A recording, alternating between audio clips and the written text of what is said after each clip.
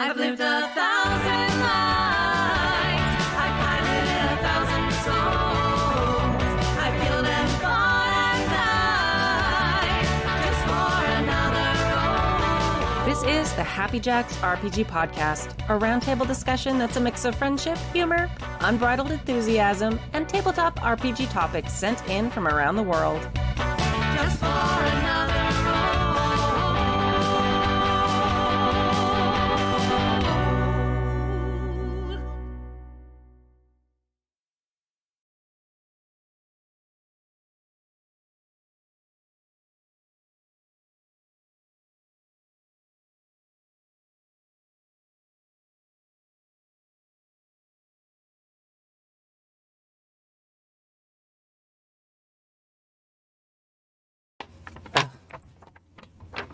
There we go. Hi, friends. OBS updated and didn't tell me. Sorry about the audio. All right. I'll say it again, and I'll say it better this time.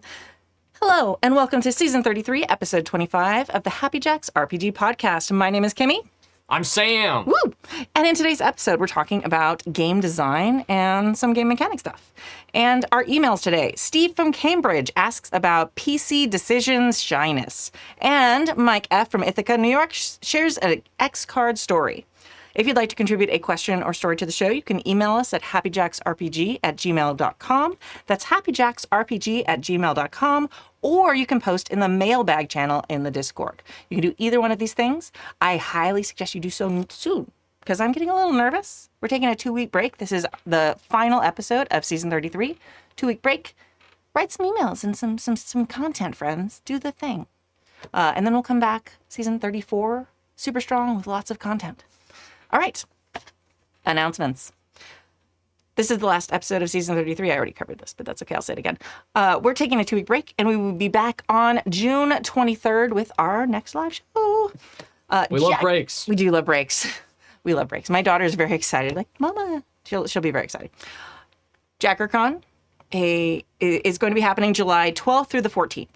JackerCon, for those of you who do not know, is an epic weekend of online gaming and a long tradition for the Happy Jacks community. We've been doing it a really, really long time. It faded a little bit there during like COVID, and now it's back. It's a fan-run event, so it has support from me and the Happy Jacks like official, hosts and stuff, but it was always and originated with people in the community, and it still is doing that. They've picked the dates. Games have already started to be posted. We literally opened the channel for posting games. Like I did it at like 2:00 this morning, and already there are games posted. And that's amazing. And you are all amazing. And so come play for free at happyjacks.org/Discord. You can join the Discord. You can run games. You can play games. Usually there's a huge assortment of different games, trad games, new games, weird games. Someone's like playing, like they're running this weird game called Starscape. I don't know. It seems sus. But anyway, I'm not the one running it, by the way. Come play. It'll be great. I'm really excited to see JackerCon going. Love all of you helping and organizing JackerCon. Starscape is kickstarting soon. I guess I do know what that is. Go to goldenlassogames.com/Kickstarter, and you can follow the page and be notified when the campaign goes live the last week of June. It might end up being the last day of June. It depends on how behind I am on stuff. But it will happen in June. 2.5 days of school left, friends. Then I'm free for the summer. It'll be great. And I'll catch up on all the things that I'm so behind on. All right. So yes, goldenlassogames.com/Kickstarter. No Indie Designer of the Month for June, since we are taking that big break. That's not cool to have an Indie Designer of the Month with like 2 episodes. So we'll be back in July with, I can't tell you yet, it's a surprise, but a new Indie Designer of the Month. All right. So Sam, who What's are up? you? What makes you famous? I'm the Indie Designer of June. No. You're going to get a full month. You'll get a full month. I have no idea what that is. My name's Sam Donald. I am famous for, in the RPG world at least, being the host of Dice Exploder. Woo! It's a game design podcast. Every episode we do one mechanic, and we break that mechanic down as deep as we possibly can. It's me. I have a rotating co-host of whoever it's going to be. Go start with the Alex Roberts episode. She's amazing. Yeah. That episode rules. But yeah, that's my thing. And also I live 5 minutes away from you. So you called me up tonight and wanted to Hey, do you want to be on this thing? I don't have another person, and I just drove around the corner, and here I am. Yeah. Here to talk about some RPG advice. It's gonna be great. It's gonna be amazing. Yeah. I completely binged your show, honestly. Like, friend of the show, Mo Poplar, who's been on a bunch of times and has been in a bunch of our actual plays. He's on Dice Exploder. Yeah, exactly. So he was on. He's like, oh yeah, you should listen. And like, I was like, okay. And then eventually I was like, oh. And so I was doing yard work one day, and it was one of those things where I was like, okay, so I'll give it a shot. I'll see. And I like started listening to it. It was so interesting. I literally listened like 4 hours. Like I was outside doing yard work all day. It was just like back to back to back to back to back. It was so good. You have no idea how happy How happy that makes me. That was like the show I wanted to make. I wanted to make a show that specifically people would go back and be like, wow, I want to listen to every episode of this. Yeah. And I've had a lot of people tell me that, and I'm very proud of it. Yeah. And yeah, my show's great. I'm good at it. Yeah, So. you are. And Yeah. I think the really interesting choice you made that makes it really interesting to listen to is that you dig in so deep with one very specific mechanic. Yeah. So you don't like break down the mechanics of PBTA. You break down like a specific move, or like there's one I loved listening to that was like about the lists like in PBTA. Yeah. Pick lists. Yeah, pick with lists. Ash Kreider. Exactly. So it's really interesting to go deep diving into a very, very micro function of a game system and have a full conversation about it and to discuss like how it's looked and how it affects play and also the experience of play. Yeah. I really think like this is one of the philosophies of Dice Exploder. Like concrete examples make everything better and more understandable. Yeah. And I really love, because if you're talking about like how does PBTA work, Vincent Baker has a bunch of like amazing articles about it, and if you read them, I read those articles, I got a lot out of them, and I've had a lot of people read them and go, what the hell is he talking about? Like I need an example, and eventually he gets there. And Yeah. That's great. And these articles are great, but I learned so well from those specific examples, and I think that also lets you get in like with Alex Roberts, because we were talking about such a specific thing. We got to talk about like pity and love and disability, like the specificity of something paradoxically like opens it up, I think, more into like all the big ideas that surround that really specific thing. Yeah. So I don't know. I just love that form of conversation instead of being like high level and Yeah. Instead of being like an inch deep and a mile wide, you get to really dive in. And it just like philosophically, as someone who's been working on games and started more and more talking to others about game design and also reflecting on and developing my philosophies and feelings about games and what the purpose of games is and why is it good to play TTRPGs and stuff like that. Like, it's just a really great podcast to listen to because it's interesting to also reflect on. Like when someone's talking about, I feel like I love this mechanic because of this. And, I feel, I don't like this because I feel like it's limiting. And then like thinking about, okay, how do I feel about that? And like, oh no, I feel like I disagree with that point because of this. And then, oh no, I totally agree with that. That makes sense. That must be why I feel this when I do this. Yeah. Well, the other thing I'd go further on in there is the like, people always bring in something that they're passionate about. And I think any show where you just have someone being really passionate is fun to listen to. Yeah. And letting people have the really specific conversation that they're really passionate about that no other show lets them get to without going through an hour of like prologue first is also something I've really loved about making the show. The other thing about your show is there are so few. Like, Please keep gushing about it. I will. Let's keep talking about your show. I listen to a lot of like podcasts. I listen to a lot of, especially discussion podcasts about TTRPGs. It is so incredibly rare to have a show where people mention games or systems that I haven't heard of. Oh. Like, I mean, like not to toot my own horn. Like, I've played a lot of systems. I've heard of a lot of systems. Even if I haven't played them, I probably own it somewhere in some drive somewhere. There's so many games, or at least like have heard of it. Yeah. And there's been a couple times on your show where people have mentioned games. And I'm like, I have no idea what that is. So I like immediately stop gardening and like start Googling on my phone. And that's such a neat thing to have, like you said, because people are bringing in stuff they're passionate about.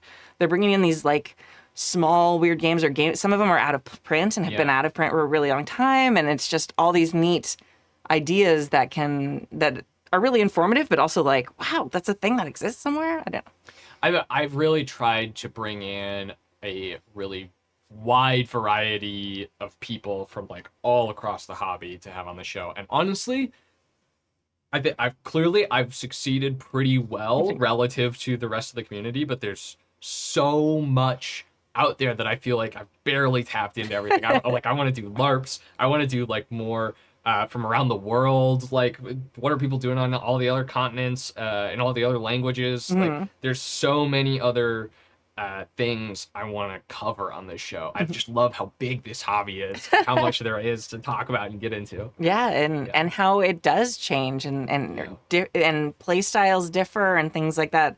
I was talking with a publisher this last week about getting games translated into other languages, and they specifically are like, you should get your things translated into German, to French, and to Portuguese, because like you can just go into a bookstore there and they just have a culture where role-playing games are just like on the shelves in bookstores, like major bookstores. Like we sometimes have D&D and like Barnes & Noble. Is it Barnes & Noble exist anymore? Okay, I'm assuming it's somewhere. Sure. I don't go into stores very often anymore, but like it's just a very different culture where it's just more known and accepted. While in the United States, we're like, should we start putting RPGs in boxes because people don't know that a book is a game? Like, it's just such an interesting like thing. And we have a lot of people from around the world that write into us with different experiences and things like that. And it's always fascinating that something that is the exact same, like you have the exact same game / book that you hand to someone else that far away, and it's just a totally different experience. Can I go deeper on a thing? Yeah, do it. There? Like I listened to this interview on the Tabletop Talk Third Floor Wars podcast with James D'Amato, who used to host One Shot and so forth. And he is publishing this game, Oh Captain, My Captain, fairly soon. And he has long had this book series that he's been putting out, like the ultimate whatever RPG whatever book through Simon & Schuster. And he talks in this interview about how he went through like all these hoops to finally convince them to publish a game of his. And it's like in pre-orders right now. You can just find it on the Simon & Schuster website. And I like first he had to get them to do a different, it's card-based. So it's like first he had to convince them to do a different card-based product. And finally a game. And like now he's finally getting there. And then next hopefully they'll publish someone else. And I think the game is cool. It's For the Queen hack. It's called Oh Captain, My Captain. But it's so cool to me that this guy has spent a bunch of time specifically trying to change the exact thing you were just talking about, of like convince Simon & Schuster to publish these games and like put them on the shelves in real bookstores, and like maybe we can like actually make some inroads there, and as a community get on the Barnes & Noble tiny little shelves. Yeah. It's something I spend a lot of time thinking about. If you'd asked me like 2 years ago, are you going to spend a large amount of your time thinking about how like paper is turned into books and how you can convince people to pay for your paper to be turned into books? Like it would have laughed. But I haven't talked about this part of stuff a lot on the podcast actually, so I don't even know if a lot of people know, but I've gotten involved in GAMA, the Game Manufacturer Association, and I'm on a couple of their committees and things like that now. I'm part of their DEI initiatives, and I'm running this whole program for them that sponsors up-and-coming game designers and things like that from marginalized communities. And I've also joined a bunch of game designer discords and stuff in this.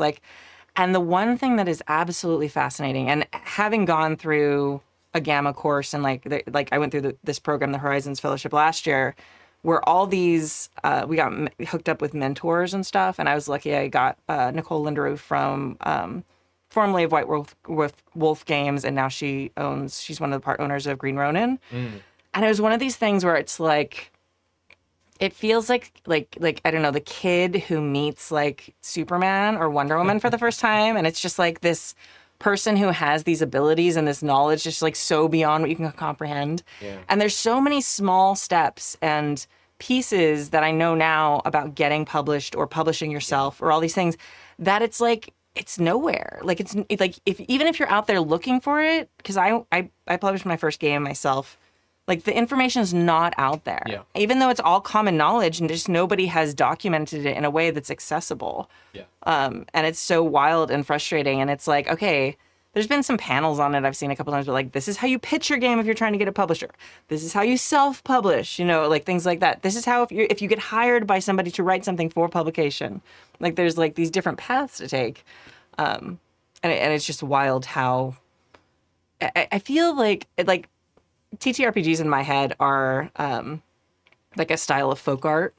Yes. And like many styles of folk art, so much of our wisdom is like oral tradition. Yes. Like you can't learn how to do and how to make these games without someone just repeating what they know to you. Like there's not a database, there's not a directive. It's just such a strange thing in our modern age. Yeah. To be like, oh no, to learn how to make a TTRPG, you have to go listen and ask a person and they will tell you. Yeah. Yeah. Like the fact that community is baked into it is, it makes it all hard. But I do kind of love that community is baked into it. Yeah. That, like there is. Yeah, I'm also a screenwriter, and you really need community to get anywhere in that job and that career in business. But also, it's so much harder to take a problem in screenwriting and go to like a central location and ask someone ask a group, how do I deal with this problem? Like it takes a lot of effort to build that community. And so much of I think because it's more of a folk art tradition, those communities already exist and it's much easier to go access them. And there aren't scammers everywhere trying to mislead you. Yeah. And steal your script idea. Exactly. Yeah. Yeah, for sure. I mean, there's, it's very much people like around a table telling stories like we've been doing for like millennia around a fire or things like that. Yeah. Starscape, when I was writing it, like so much of it is baked into and I've told the story. So if you're listening, you're bored, whatever. Like when we first got vaccines, like a bunch of us hadn't seen each other in a long time. We'd been doing like hangouts and stuff online and watching movies together online. But I've been writing Starscape. So when vaccines first came out, we were still terrified, but a couple of us came and like we were going to do a play test like outside around my fire pit. We like scooted the benches back. So we were like all socially distanced still. It was still outside and it was like November. So it was California cold. So we were freezing, but like it was like 60. And so like literally for almost a year, we played Starscape every week outside, like around the fire pit. And in this freezing cold and then hot. And then like we're right near the Burbank airport. So we do like the pauses for when the airplane flies over and you can't hear what anybody's saying. So it just was one of those things that really made me appreciate how similar it is to that old like folk tradition and like of just communities coming around a fire or a table together. And I really was like, wow, this is like an ancient thing that we've like tweaked into a game. But I don't know, it's just there's something really magical about that, but also I think something that needing that aspect of it, I think keeps it from becoming more mainstream in a way that maybe is good, maybe it's just like a fact. I don't know. Well, I also so you're going to be on Dice Splitter in a couple of weeks, and I wrote the outline for what we're going to talk about, and like I'm now about halfway through that outline. I'm just saying the things out loud to you. That's okay. But one of the things that I think is really missing from the hobby is games that can better meet people where they are. Like For the Queen and this game of Captain My Captain I was talking about, like that format of here's just a deck of cards, you can answer some questions, you can keep your answer really short, you can have a complete experience in 30 minutes, 45 minutes. Like that fits into my parents' life in a way that like a 4-hour one shot does not. Yeah. And you can design other games that do that. Maybe that's harder, but like, okay. Like in the same way that like Twilight Imperium doesn't fit into many people's lives, but Railroad Inc. or something really simple, like a simple board game does, there's a lot of room in this hobby to, I think, make games that are better at meeting a general audience, and I would really, really, really, really love to see more of that. I think so too. And I think I just love I love more and more how people are coming away from just always rolling dice. And I just think there's a lot of there to try new things, whether it's getting rid of randomizers completely or coming up with new ways to do it, or I don't know. I think there's so much there. And yeah, it's just fascinating to like, I love like the full RPG experience, but now with a 4-year-old, it's harder and harder for me to do it. Yeah. Like with the studio in my backyard and people all coming to me on a schedule, and it's still stressful for me to do it. It's wild. So yeah, I'm finding ways to slowly get people into doing things. My game design journey actually started with Tomes inviting me over to play a game called The Companion's Tale, Oh yeah. which is kind of a mix of RPG slash like board game kind of in a way. Very much, I mean, it's a full like kit thing, but it was one of those games that just kind of like blew my mind about what games could be, and kind Yeah. of changed my expectations of, an RPG could look a lot of different ways. Yeah. And I think there's a lot of marriage between that and different board games or simplifying things that has yet to be explored. And I'm hoping, and I'm hoping as the community, like, it seems like a lot of us are like connecting and stuff in ways that always existed, but now technology is letting it be a lot easier. Yeah. Now that we can like play test games over the internet in a way we couldn't 10 years ago and things like that, it's like, hey, I can get, so many more people to try this out who've done all these strange things, or I can play test games from, across the world and get and share ideas and start creating that community around a fire that just like looks very different, and has a lot of different ideas. Totally. All right. So thank you and welcome to the podcast. Thanks so much for having me. I love this introduction. Yeah. So I was going to say our topic was about game design, but I feel like we may have already covered that. Nah, whatever. Let's do some mail. Let's go straight to the emails. Okay. Mailbag number 1. Do you want to read? Sure. Okay. Greeting Grand Poobah Kimmy and the crew Jacks happily. Longtime listener, first time writer is what that little code at the bottom there means. Oh, I thought it was, yes, of course. I thought that meant turn to the next page. No. I've been finding a recurring theme amongst a couple of my games, that of decision shyness. I'm a backer of the idea that what players really want deep down, besides bashing a recalcitrant orc or two, is to make consequential and informed decisions. I've even started using Robin D. Law's Sharper Adventures method, where ideally every obstacle that the PCs encounter will include a choice that matters. I fear, however, that I have been just too effective in giving my players hard choices, and ones that have consequences. Now, when faced with even simple choices, they fall to prevaricating and stalling. For example, our heroes are approaching a wizened and withered figure standing beside a stagnant pool. It doesn't look threatening, but it is more than a little creepy. GM, what do you do? Long discussion amongst players debating pros and cons of various courses of action. PC 1. Okay, I'll approach the figure and start a conversation. GM, should the others come along with PC 1 or hang back? Further long discussion for which no decision is made. GM, frustrated now. Do the others come with you? Still further discussion ad infinitum. So, 3 questions. 1. It is a common idea that, although players don't say they want choice, deep down they really do want to make hard decisions, as this enriches their gaming experience.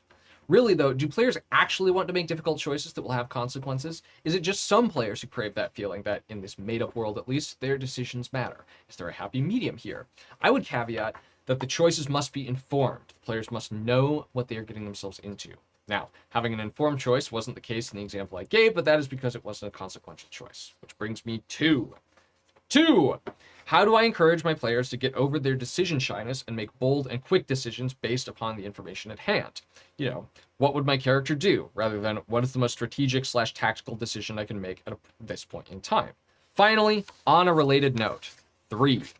How do I encourage my players to avoid excessive meta discussions when the GM presents a choice? I'm fine with some meta discussion, but I'm talking about the equivalent of the party going into huddle for a 5-minute chat every single time an NPC asks them a question. Oof. Thanks for your time, and thanks for putting on such a fantastic resource for this amazing hobby. Steve from Cambridge at Dose Mania on the Discord. Woo. P.S. Drink. PPS in moderation. Woohoo. PPPS, because everything in moderation, including moderation. Yeah. 2.5 days of school, friends.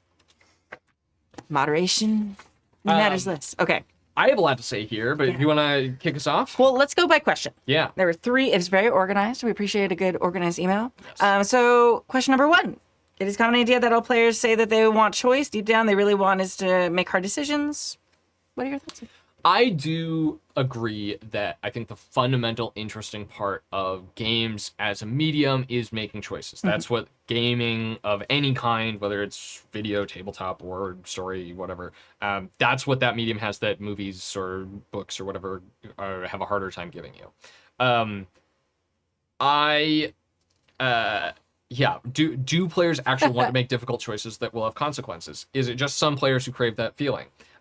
Yes, it's definitely some players. Like, people want different kinds of choices.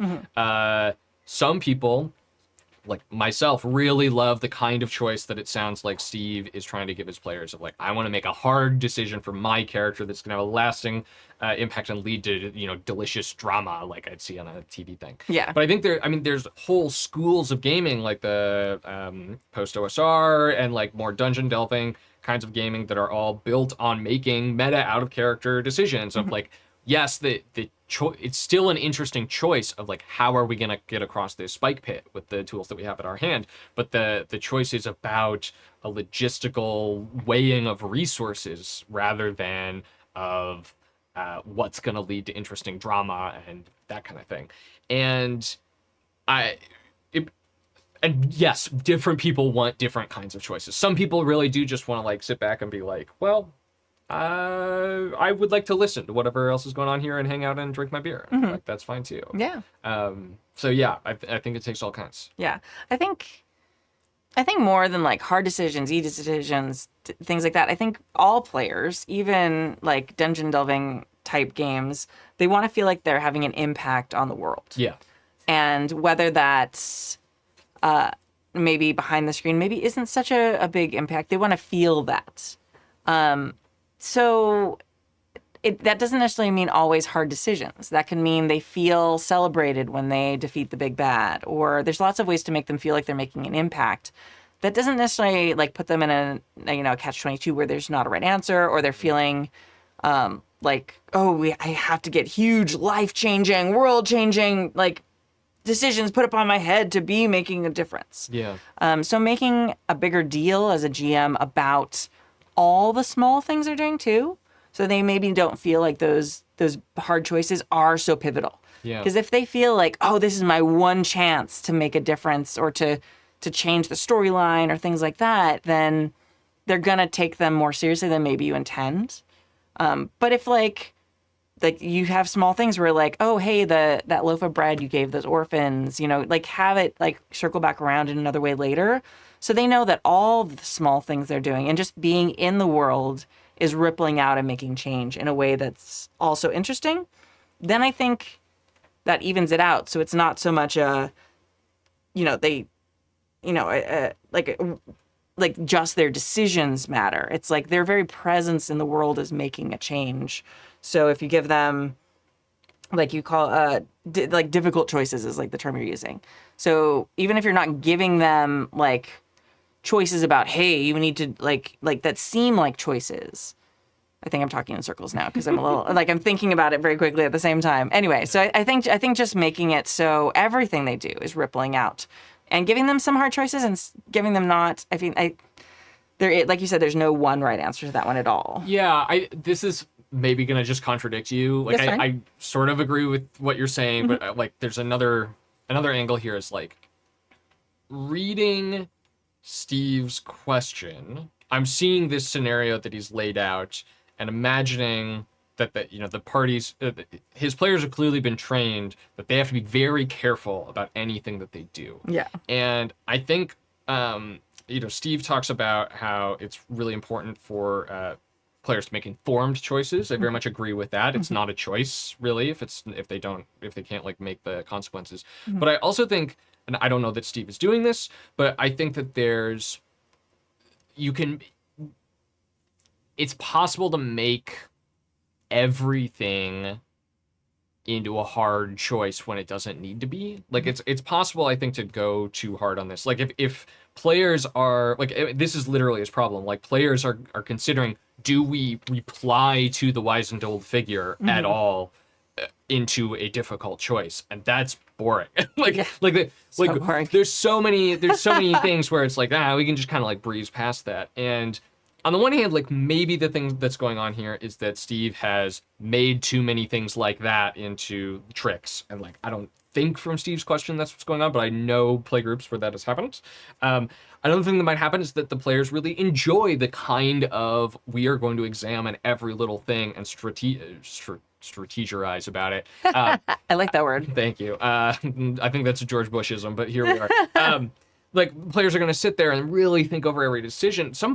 Your players might just love that, Steve. Yeah. You know, and you might not, and then that's a problem. You should talk to your players. But like if they're having a good time, maybe that is the kind of decision making that they're looking for. But the other thing that I'd say is that if you aren't interested in this kind of decision making, and the players aren't interested in this kind of decision making, then I think one of the things you can do as a facilitator is better breeze past some of these points. Like I think you can just step in this conversation about the pros and cons of talking to this guy, and just first you can say, "Hey, if you talk to this guy, you don't think anything harmful is going to happen right away." Mm-hmm. And then like if they're still doing the thing, you could say, "Guys, just talk to the guy. Like it's fine. Like it's like maybe something weird's going to happen here, but it's not going to be because you talk to it." Like you can get increasingly explicit with it if that's a thing that is helpful for you and your group. Yeah, and I like that you used like you're talking about people, like it's like a learned behavior. Mm-hmm. Yeah. And a lot of times it comes, and I was actually this player when I first started playing.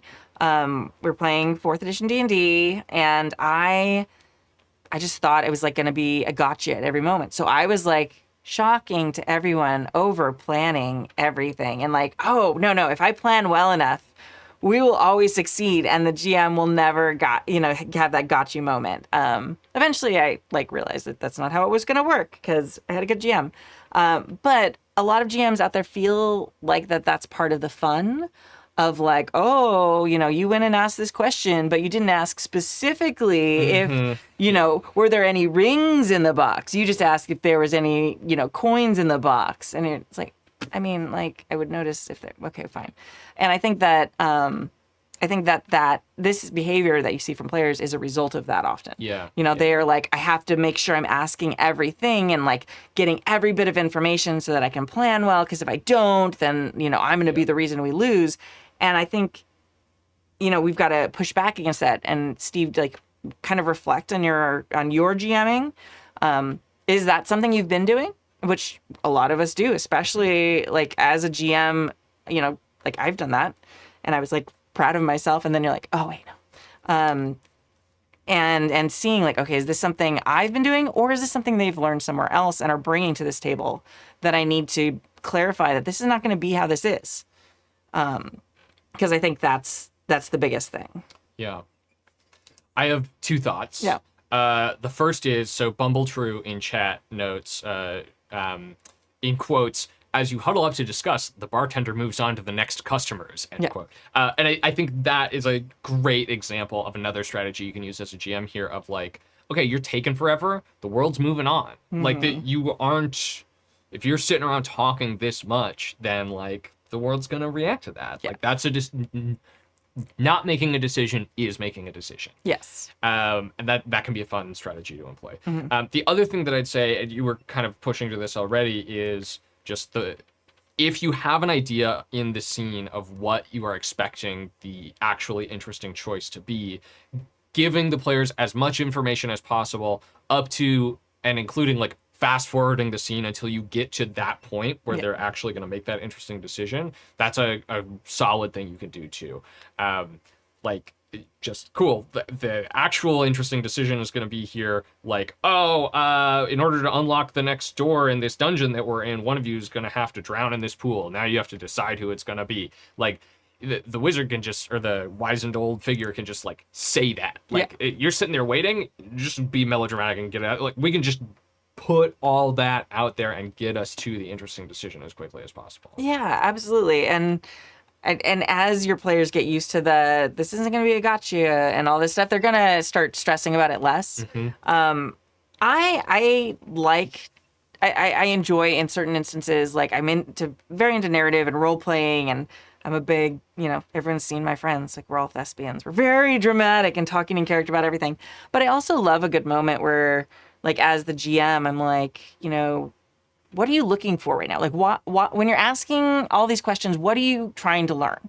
And they're like, and then like when they answer out of character, that's fine. Sometimes that's a great way to just kind of cut through the bullshit and like, hey, okay, great. And like, and then you can give them advice. You can do things of that nature, sort of similar to what you're saying. You're like, he just does this, but sometimes they don't even know what they're looking for. So giving that guidance of, what are you trying to get right now? And they're like, oh, well, I'm asking a lot of questions to suss out if I can trust them. And it wasn't even that they were trying to get information at all. Like, it wasn't even about the information. When you and the GM are like, oh, okay, they're asking so many questions. I have to like make sure I have all this information in order. And it's like, oh, okay, well, roll this or this, whatever it is. So you can cut through there too in a way that builds a bond and helps clarify to the players that you're helping to build a story with them. It's not them versus you or you versus them. They have to beat you and they have to get the information from your NPC in order to succeed, and you're trying to like keep it from them. It's like, no, we're all creating this cool story together, and there's some roles and there's some rules I have to like, facilitate, but like, this isn't me versus you. This is all of us going together. I think what you said there of asking the players what it is they're trying to suss out is the smartest thing either of us has said today. like that's really, really, really good advice. Okay, thanks. That's very nice. Yeah. Look at that. You're like compliment. Like we usually just talk about stuff and we're like, yeah, but like, yeah, you have to come on the podcast all the time. Yeah, great. Well, I'll sit and talk about how great your podcast is. You can tell me how great my advice is and how it's the best thing anybody said all day. Yeah, it's gonna be great. It's fantastic. All right. What's the third? How do I encourage my players to avoid? I feel like we already covered that. Yeah. I just want to say explicitly, I don't think this part is the problem. No. Like, I don't think meta conversations around a choice is. I had a full 2 hour long session that was essentially a meta conversation about a single choice, and it ruled. Yeah. Like, if you solve these other problems, I think this meta conversation problem won't feel like a problem anymore. Agreed. Yeah. I was running a game this last week in a Strategicon, and the players were discussing their plan. And they did like in character stuff to start it, and then they like started talking, and it was so awesome. Like they were all into it. They were throwing out crazy ideas, and it just had such a wild, fun time. And then when they like implemented it, they went back in character, and it just played out so well with them in character once it happened. And there was like a mechanic that facilitated it and everything, but it was just a really awesome experience. Everyone like. It was like one of those moments like at, in a movie when you're like, oh, and you like finish the scene of the movie, you're like, oh, that was amazing. And you feel all hyped up. Like everyone felt that at the table. Yeah. It wasn't bad because it was meta discussion. I think, what's bad about those meta discussions that are happening at your table now is they're based on uncertainty and not trusting you, or there's some sort of like trust element missing from the group at the table. Yeah. Out of character. And that's why they feel kind of like, oh, is this like, they just feel kind of icky. Yeah. So, all right. You want to read the next one? Yeah. Thank you, Steve. So long-time listener, first-time writer, please write more. Good job. And thanks for being a long-time listener. Mailbag number 2. Hello, Kimmy and the Jackers. Is it just me, or does that sound like a band? I have enough bands already. I don't need another one, but that's a good name. This is Mike F. from Ithaca, New York. I am responding to your request from emails, and not with a question, but with an anecdote. Those are also acceptable. Thank you, Mike. This is in response to the discussion on Season 33, Episode 9, about using safety tools and the X card. Specifically, what to do when somebody invokes the X card on what is a fundamental premise of the adventure you're running. Last fall, I was running a Monster of the Week campaign for one of my home groups. We were using the Always on the Road team playbook with the premise that the PCs were a monster hunting motorcycle game that went from town to town. I pitched it as Supernatural meets Sons of Anarchy. We agreed that in session 0 that we wanted this game to be scary and maybe a little edgy, and we'd rely on our safety tools to back away from or not engage in anything triggering. I always consult our Lines and Veils list while writing any scenario for my specific group in order to make sure that what I write doesn't cross anything called out. For this game, we had cults listed as interested, and real-world religion had nothing marked. So I wrote a mystery. For those of you, it sounds like he's using the official Happy Jacks Lines and Veils document. There's like 3 different columns. There's interested, so if there's something you want to have in the game, you mark it there. And then there's different layers of, there's not just yes or no, but like different layers of comfort with having things. Like it can be NPCs are experience this, other players can experience this, but I don't want to. This can't be in our game at all. So there's like a gradient and stuff. So anyway, you can find that at happyjacks.org. It's free. It's just a Google sheet because I love spreadsheets, friends. I'm calling you all friends because it's almost the end of school year. Sorry. I just suddenly realized I'm like, oh, wow, they're not my class. It's fine. Anyway, real world religion had nothing marked. So I wrote a mystery about a church in a strip mall that had services by night for people who couldn't go to Sunday morning services for whatever reason. But this church was fake. A front set up by a coven of vampires who were both feeding on the congregation and making unwitting thralls of them by mixing vampire blood into the communion wine. Yes, kind of edgy.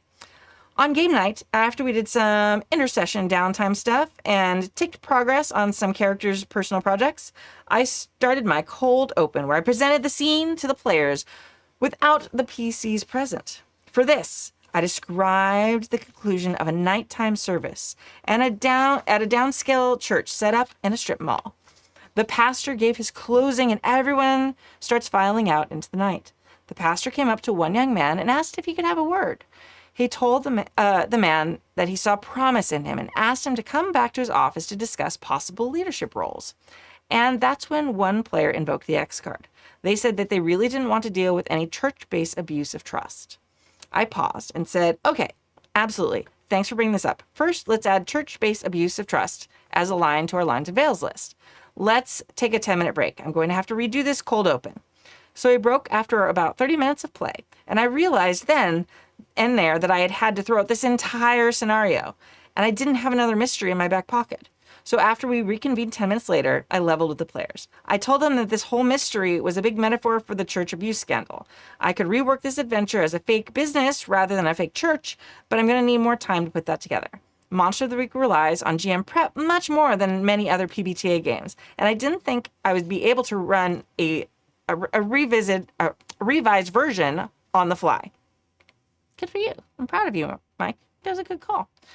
I offered to run for the Queen that night instead. For the Queen. That sounds familiar. Amazing. Yeah. So good. I don't know her. No. And as I said, I'd have a new adventure ready for the next time. So that's what we did. I reworked the basic premise as a fake multi-level marketing business. Ooh, good call.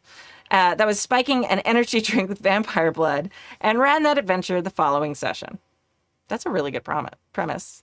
Very good. Honestly, I like that better. Yeah, I do actually. It's like, yeah, it's a little new. I don't know if I've heard that. I learned some lessons. 1, always have a backup plan. You never know when you might need to do a last-minute switch out of game you've prepped.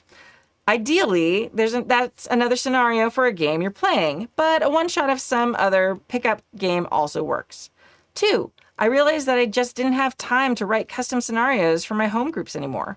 I should only run games that use prepared scenarios.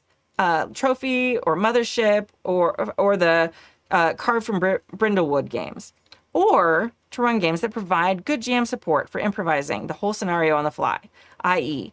Ironsworn or Cartel or Firebrand's Framework games. Anyway, thanks for listening to my story, and I'm interested in any comments you may have. Mike from Ithaca, New York. I think Mike did great. Yeah. I think this is really smart and what you should do. Essentially no notes. Yeah. I will say that I certainly don't prep for games anymore because who has time? And I really strongly prefer even campaign games that require a lot less prep. Like, oh boy, what's the game that I played recently? Because I don't know, I've been playing a lot of like Apocalypse World and Blades in the Dark kind of games where you sort of need to do a lot of establishing up front, but then as a like prep work as a GM, but then like once you get into session to session stuff, you don't have to do much between individual sessions. And that works great for me. But yeah, I think it's really, really helpful to know yourself, know how much prep you're willing to do, what kind of games you like to run. I think having the expectation that you always need to have another plan prepped for the same system that you're running, that's a lot. I don't think anyone needs to do that. No. I think this is exactly what For the Queen was made for, Yeah. right? And having games like that, some 90-minute one shot that you can run in whatever other system if things go off the rails. I think that's a really fabulous backup plan, and you handled it really well. Always, yeah. Small notes. Did great. Small notes. This is exactly, I did this same thing at a game. I actually talked about it in this episode that you're replying to. Like, the same thing happened to me. I sat down to running a game at Geeky Teas. Like it was a story games night, so it was like people I didn't really know. And I was like, all right, I came up with a great thing. So good. And like literally the first, like, can I X card the main thing that you planned this adventure about? Sure, no problem. Bathroom break. Everybody. But the one thing I would say, especially if you're doing like a campaign play and you have time, just review the lines and veils with everyone before you start. Like, hey, we filled it out. Like, the assumption is everybody's paid attention, but you never know, especially on a lines and veils thing. Maybe they clicked it and it didn't quite work, or they meant to mark it, or they just accidentally, when they were reading, they read too fast and they skipped a line. So, I mean, obviously don't go line through line of every single thing, but like, hey, these are the things that were marked, and then read them out. And then does everyone want to just take a look for another second? Because most people have their devices, and if it's you just share it and they look through it one more time, that might be something to do. Or like the night before, send it out, if you know, in chat or text or whatever. Just say, hey, everyone, double check your lines and veils before we get started, just to make sure that it's all set. Again, human error.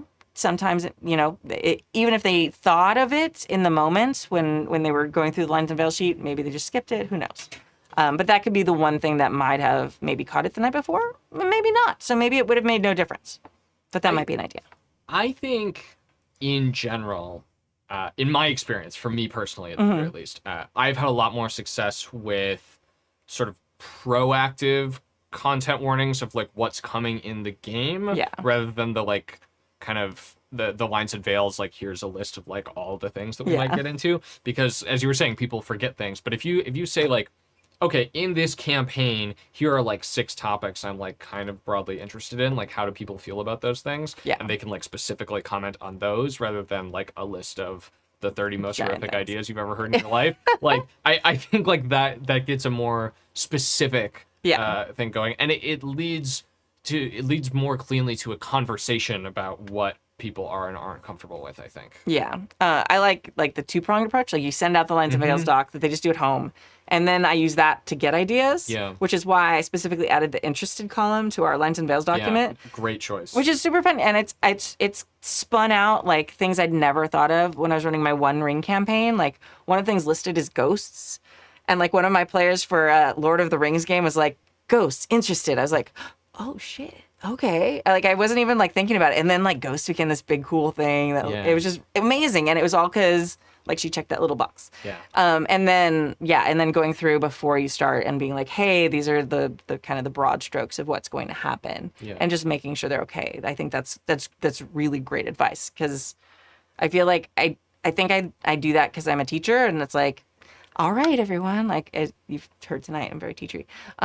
But I think it's something I do and I don't even think about it. Yeah. So I don't know if I've vocalized that advice well enough in the past.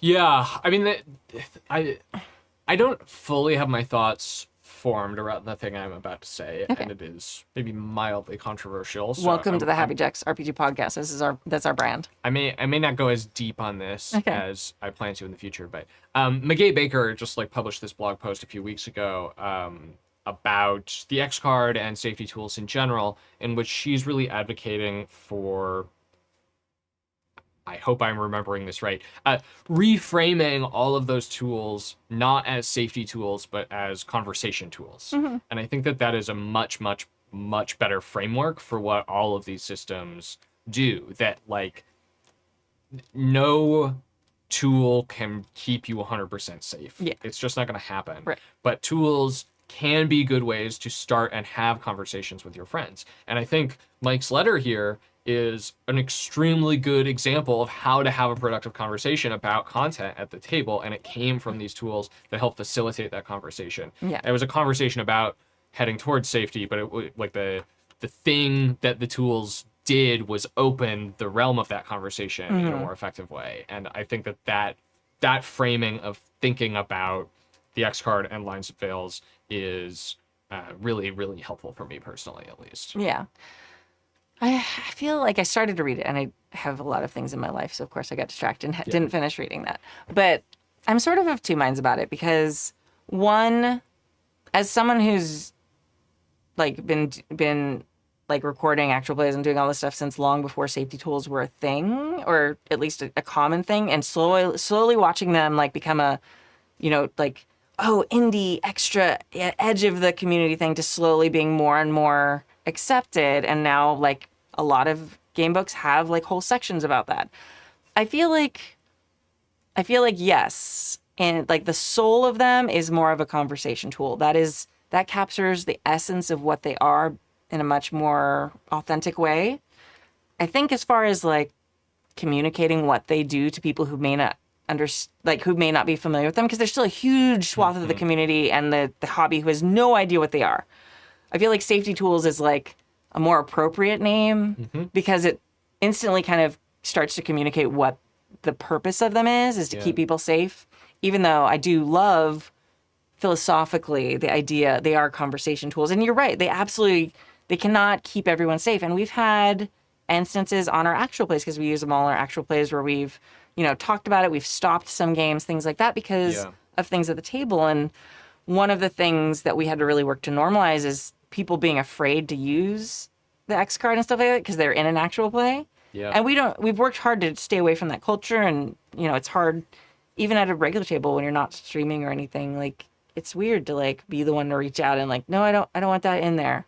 Yeah. And if you're at a table where people feel empowered to do that, that's fantastic. And that's one of the things I love about like For the Queen, and I nabbed it for Decima, where it's, X carding something's like in the mechanics. If you don't like a card, if you don't want a card, or it sounds like something that's already been added, because it normalizes the use and it brings the use of it, and it brings down the anxiety about it. But there's an element of, I guess, marketing too, and like, oh, these are the conversation tools that we're getting, that will help you facilitate conversations at the table. Yes, I love that. Like I do like the weird hippie voice, but like I feel like that's how it's gonna vibe with people who maybe are not as familiar with tools and things like that, and who are a little bit more of the trad game. Yeah, well, that's I like. They feel it. Some of them feel like aiming towards safety by way of prevention, but a lot of them also feel like aiming towards safety by way of reaction to a harm that has already been caused. Yes. And that's where like, yeah, I like that. I don't know. I don't know that like conversation tools, I think you're right, doesn't do everything that the word safety does, but I'm really interested, like an episode of Dice Exploder I really want to do is like an episode on the X card or on some other safety tool, and really I don't feel like I am educated enough. I still don't feel like I've processed my thoughts on all this enough to really do that now or soon. Yeah. But I do feel like there is room to improve those tools and room to talk about them differently, to make them more effective and more normalized, because on actual plays people are a little hesitant to use the X card,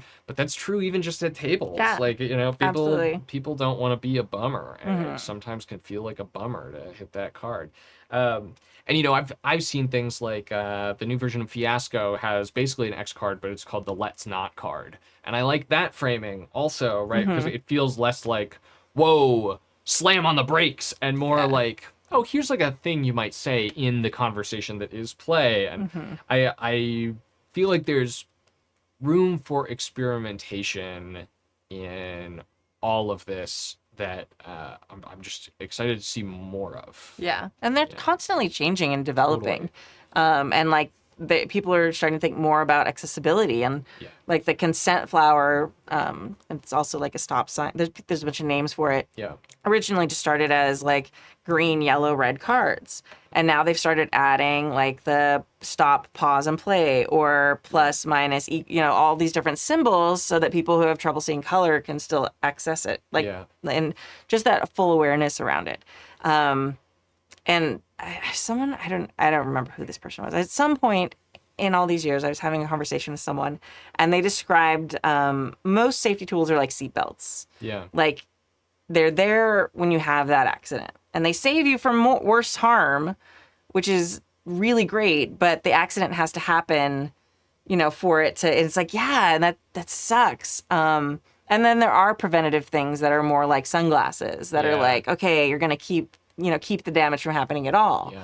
And I feel like there's a combination of both that need to be used. And I feel like every table kind of has to find their magic combo that works right for them. Yeah, and just another safety tool, a framing that I like of games that I have seen Jason Morningstar put in a lot of his games is, I think he got it from Sean McCoy of Mothership actually, is treat playing this game like you're throwing a party, like the idea of hospitality at the table. I mean, not just you're throwing a party and want take care of your guests, make sure people know where the bathroom are, but if like someone's having a bad time, you want to check in on them. Yeah. But as a guest, you also like want to make sure you're like you want to do a lot of those same things. If someone's crying in the corner, like you also want that to not be going on, all that kind of stuff.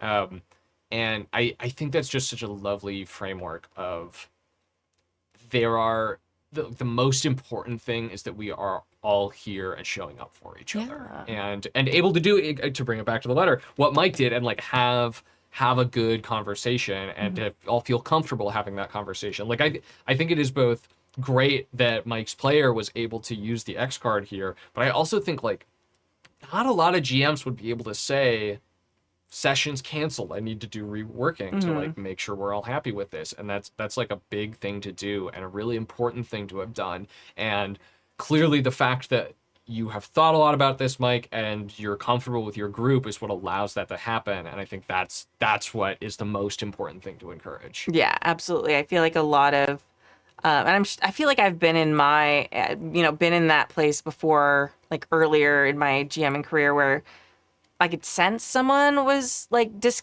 not comfortable with something. And you kind of do the thing where you like kind of skirt around it, or you have that conversation with them where and it sucks to do it. Like, and it was it's not so much the culture now, but you're like, well, can you like make it work? Or how can I tweak this a little bit that you're comfortable? Or, can your character just not be in this scene or whatever? And it's just like, I don't know. It feels so icky now, but like there's so many places where that's the norm. Yeah. And yeah, I don't know. I feel like there's so many ways that a situation like this can go wrong. But then there's also kind of the vibe of like, if the players are already comfortable enough using this, like it just speaks to how safe the table already is. Totally. And I mean, and who knows? I might be wrong, but I get the vibe from this conversation that even if the X card hadn't been at the table, that player would have been able to have that relationship and trust in the GM of being like, I feel like I do this, you know. But the X card also maybe was a way for them to get to that easier, and like that's what the tool is about, right? Yeah, is absolutely. to provide a clear way to have that just start that conversation, and without having to give explanation. Totally. Especially because if you're talking about like harms being done by the church or things like that, that can get personal super fast. And it's also, I mean, I love a good lines and veils document, obviously, but it also shows like you can't list everything on there. So while like maybe when they were reading it, they saw like modern religion, and to them they thought of something different. They didn't think of like breaches of trust of modern religion. They meant like, oh yeah, sure, I'm fine if like all the modern religions exist in this game, no problem. So you never list everything. Like you'd have, like it would be so long, and no one would ever read the whole thing. Yeah. So you have to, I don't know. It's just like there's so many things can go wrong, and especially I've been thinking about all this recently with a game that has designing a game that has a lot of interpersonal moves and connections and actions that you can take, and like how do you design them in a way that's safe but also like can create drama and tension and anger between characters without doing that with the players. And it's a messy thing. People are messy. All right. But, love and trust each other. Yeah. Also love and trust each other and understand that you are messy too. So it's okay if everyone around you's messy, because everybody's messy. All right. Thank you for joining us for season 33, episode 25 of the Happy Jacks RPG podcast. Don't forget, this is our last episode of this season. We're taking a 2-week break, and we'll be back on June 23rd for our live show, and a few days later for people in the podcast. Thank you to our chat mod, James V, and to our amazing Patreons who keep us ad-free and independent. You can join their amazing ranks at happyjacks.org/Patreon. And my name is Kimmy. My name is Sam. I'm the host of Dice Exploder. Listen to Dice Exploder. I whacked the microphone. I'm going to say it again. Listen to Dice Exploder. I'm doing a crowdfunding campaign for it in July. Come figure that shit out later. Yeah, so come support. I almost said Decima. So much. I'm so programmed from like kickstarting Decima like 4 years ago now that I still, the minute I start saying, There's a lot of the same letters in there. There's a lot. Support Starscape in June and Dice Exploder in July. Like two great tastes that taste great together. Like chocolate and more chocolate, because I don't like peanut butter. But anyway, thank you. Today we're going to leave you with a song. We're going to leave you with the song 500 Miles by the Merry Wives of Windsor. And you can find their music at mwow.net. No, you're not going to have to sing. It's okay. I'll let you get away with anything on Twitch these days. 100%. And thank you all. We'll see you in a couple weeks. Bye. If you miss the train I'm on, you will know that I am gone.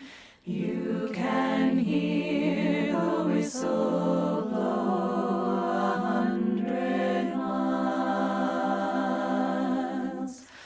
Lord, I'm one, Lord, I'm two, Lord, I'm three, Lord, I'm four, Lord, I'm 500 miles from my home. When I wake up, yeah, I know I'm gonna be the one who wakes up next to you. And when I go out, yeah, I know I'm gonna be the one who goes along with you. And when I get drunk, yeah, I know I'm gonna be the one who gets drunk next to you. And when I haver, yeah, I know I'm gonna be the one who's havering to you. And I would walk 500 miles, and I would walk 500 more, just to be the one who walked 1,000 miles to fall down at your door.